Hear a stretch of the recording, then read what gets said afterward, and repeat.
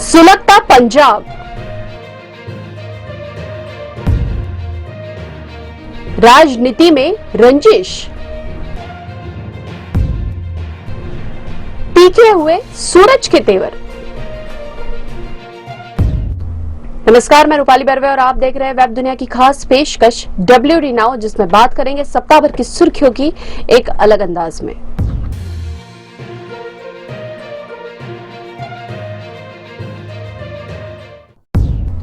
पंजाब धीरे धीरे फिर सुलगने लगा है। एक बार फिर खालिस्तान की मांग जोर पकड़ने लगी है। गुरुवार यानी कि 23 फरवरी को वारिस पंजाब डे के प्रमुख अमृतपाल के हथियारबंद साथियों ने अमृतसर के अजनाला थाने पर हमला बोल दिया।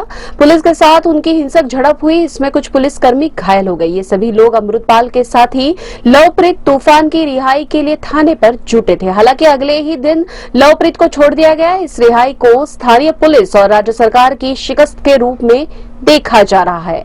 हालांकि पंजाब के मुख्यमंत्री भगवंत सिंह मान ने इसे छोटी घटना बताते हुए कहा कि पंजाब एक उपजाऊ भूमि है। आप जो भी बोते हैं वह उगता है, लेकिन नफरत नहीं। राज्य में नफरत के लिए कोई जगह नहीं। वहीं विपक्ष ने सरकार पर निशाना साधते हुए कहा कि वह कट्टरपंथी तत्वों के आगे झुक गई है। अमृतपाल के तेवरों को देखकर इस बात की आशंका व्यक्त की जा रही है कि पंजाब में कहीं 80 के दशक वाली स्थिति न निर्मित हो जाए। अमृतपाल का कहना है कि पंजाब आजाद होकर रहेगा। उसने कहा कि मेरी मांग है कि जब मैं या मेरा कोई साथी खालिस्तान जिंदाबाद का नारा लगाए तो उसे कोई डर नहीं होना चाहिए। अमृतपाल को भिंडरावाला 2.0 इसलिए भी कहा जा रहा है कि वह उसी की तरह सफेद कपड़े और पगड़ी पहनता है, अपने हथियारबंद साथियों से घिरा रहता है। इसे वारिस पंजाब डे का प्रमुख बनाने की घोषणा भी भिंडरावाला के इलाके मोगा में की गई थी। अमृतपाल 2022 में ही दुबई से लौटा था, जहां वह ट्रांसपोर्ट का व्यवसाय करता था। इतना ही नहीं, खालिस्तान समर्थकों ने कनाडा और ऑस्ट्रेलिया में भी मंदिरों और भारत से जुड़े संस्थानों पर हमला करना शुरू कर दिया है। कनाडा में एक हिंदू मंदिर पर हाल ही में खालिस्तान समर्थक नारे और धमकियां लिखी हुई पाई गई थी और ऑस्ट्रेलिया टुडे के संपादक जे भारद्वाज का कहना है कि अभी तक वे ऑस्ट्रेलिया में रह रहे हैं, भारतीयों पर हमले करते थे, लेकिन अब वे भारत सरकार से जुड़े संस्थानों पर निशाना बना रहे हैं। अजनाला की यह घटना छोटी जरूर है, लेकिन इसकी गंभीरता बिल्कुल भी कम नहीं है। समय रहते इस और ध्यान नहीं दिया गया तो यह न सिर्फ पंजाब बल्कि पूरे देश के लिए खतरे की घंटी साबित हो सकती है। 80 के दशक के पंजाब को लोग आज भी नहीं भूले हैं।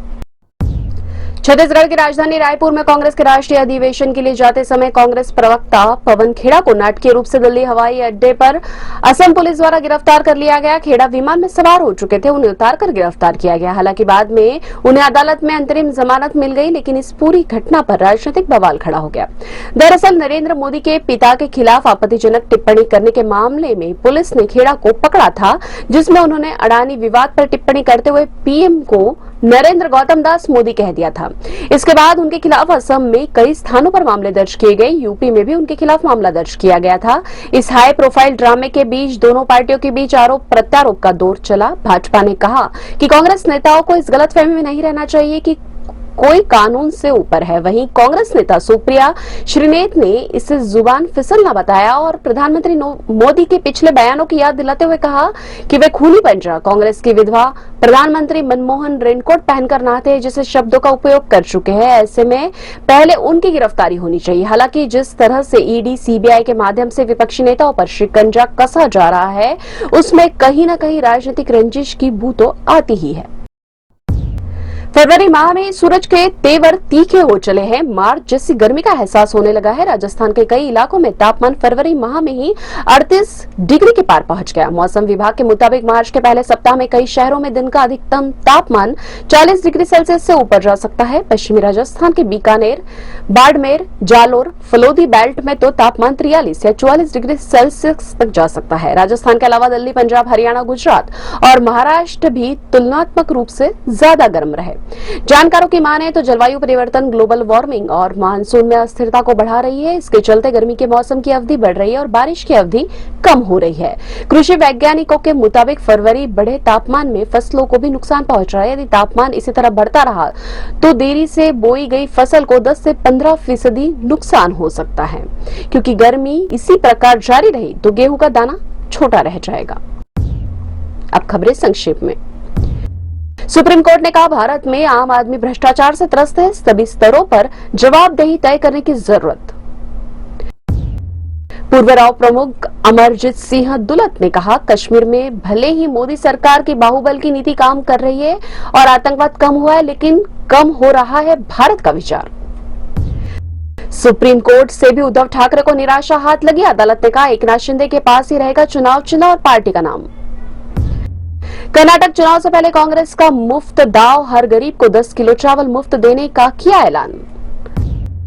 कांग्रेस कार्य समिति का नहीं होगा चुनाव। राष्ट्रीय अधिवेशन में पार्टी अध्यक्ष मल्लिकार्जुन खड़गे को सदस्यों को नामित करने के लिए किया अधिकृत।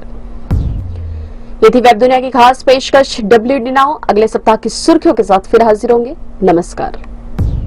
वेब दुनिया की सभी से अपील है कि भीड़ भाड़ से बचें, मास्क पहने व सैनिटाइजर का इस्तेमाल करें। साथ ही सोशल डिस्टेंसिंग का पूरा पालन करें।